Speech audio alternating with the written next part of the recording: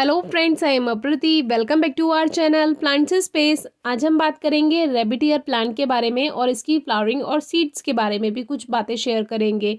तो ये जो प्लांट है ये रेबिट ईयर इसीलिए कहलाता है क्योंकि इसके जो फूल हैं ये बिल्कुल खरगोश के कान जैसे लगते हैं और इसमें ऐसा भी लगता है जैसे जीभ पर जैम लगा हुआ हो, इसीलिए इसको जैमी माउथ भी कहते हैं। ये प्लांट मुझे बहुत पसंद है क्योंकि जब इस पे फ्लावर्स आते हैं, फ्लावरिंग सीजन होता है, तब पूरा प्लांट ऑरेंज फ्लावर्स से भर जाता है और इसमें डिफरेंट कलर्स भी आते हैं, येलो, ऑरेंज, रेड। तो आपको जो पसंद हो आप वो ग्रो कर सकते हैं।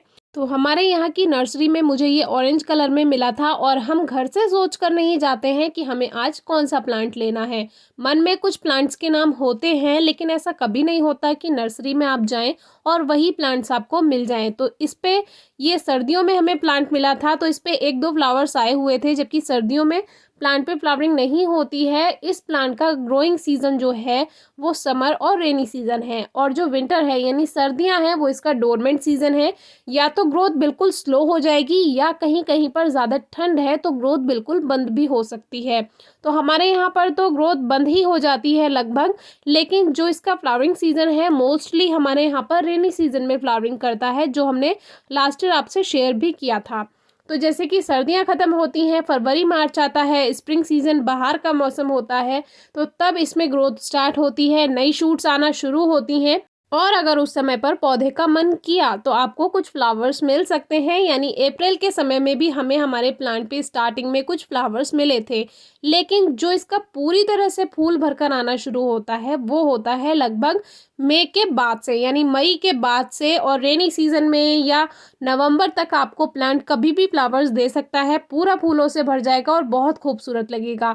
लेकिन पौधे की पत्तियां भी इतनी खूबसूरत होती हैं। अभी तो जैसे फ्लावरिंग है तो इसकी पत्तियां कम हो जाती हैं क्योंकि सारा फोकस फ्लावरिंग पर रहता है, इसीलिए भगवान ने भी हर चीज़ सोच समझ कर बनाई है। तो जब सारा फोकस फ्लावरिंग पर रहेगा तो पत्तियों को भगवान कुछ कम कर देते हैं। ऐसे ही क्राइसैंथेमम में होता है। हमारे काफ़ी व्यूअर्स के कमेंट्स आते हैं कि पत्तियां मुरझा रही हैं, काली हो रही हैं या झड़ रही हैं। तो जब फ्लावरिंग सीजन होता है तो पत्तियां अपने आप कम इसीलिए हो जाती हैं कि प्लांट फोकस करता है उसकी फ्लावरिंग पर। सारा जो फूड है वो अपने फ्लावर्स को, एनर्जी जो है वो सारे फ्लावर्स को खिलने में लगा देता है और पत्तियां इसीलिए कम हो जाती हैं। लेकिन जब पौधे पर फूल नहीं आ रहे होते हैं, फ्लावरिंग से पहले जो पत्तियां पूरी भरकर आती हैं, इतना खूबसूरत प्लांट लगता है, पूरा पत्तियों से हरा भरा रहता है। तो हमारे बहुत से व्यूअर्स को चाहिए होते हैं फ्लावरिंग प्लांट जिन पर हर समय फ्लावर्स आते रहें, तो ऐसा तो पॉसिबल नहीं है। तो जब प्लांट की पत्तियां होती हैं तो भी प्लांट खूबसूरत लगता है, इसीलिए आप इसको अपने गार्डन में ज़रूर रखिए। दूसरी बात, अब प्लांट पे सीड्स बनने का समय आया था। जैसे ही फ्लावरिंग खत्म हुई वैसे ही सीड्स बनना शुरू हो गया। अभी कल ही हमने जूही के प्लांट की वीडियो शेयर की है, उस पर भी सीड्स बनने लगे हैं। वीडियो अभी तक चेक नहीं की है तो ज़रूर चेक कीजिए।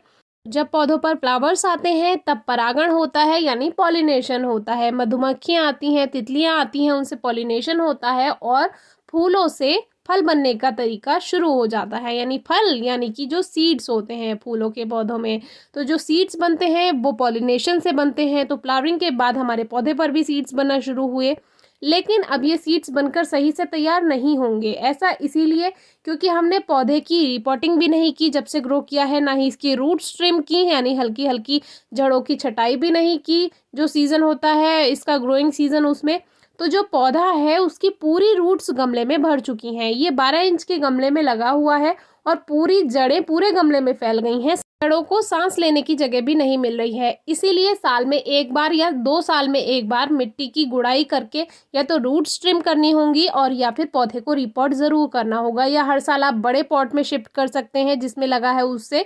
तो इस तरह से किसी भी पौधे पर सीड्स तभी बनेंगे जब रूट्स को यानी जड़ों को मिट्टी में सही से जगह मिल पाएगी। दूसरी बात, पौधे को जितनी धूप की ज़रूरत है उतनी प्रॉपर मिल पाएगी धूप, यानी कि इस पौधे को कम से कम 4 घंटे की सीधी धूप ज़रूर मिलनी चाहिए, तभी इस पे सीड्स बनेंगे। तीसरी बात, मिट्टी में हल्की नमी होनी चाहिए। और चौथी बात, जो हम फर्टिलाइज़र ऐड करते हैं तो साल में 3 या 4 बार पौधे को फर्टिलाइज़र ज़रूर मिलना चाहिए, तभी प्लांट हेल्दी रहेगा।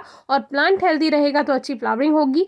फ्लावरिंग अच्छी होगी तो मधुमक्खियाँ और तितलियाँ भी आपके गार्डन में आएंगी, जिससे पॉलिनेशन होगा यानी परागण होगा और आपके पौधे पर फूलों से सीड्स बन पाएंगे। आपकी कोई क्वेरी है, क्वेश्चन है तो कमेंट बॉक्स में ज़रूर पूछिए और वीडियो कैसी लगी ये भी ज़रूर बताइएगा।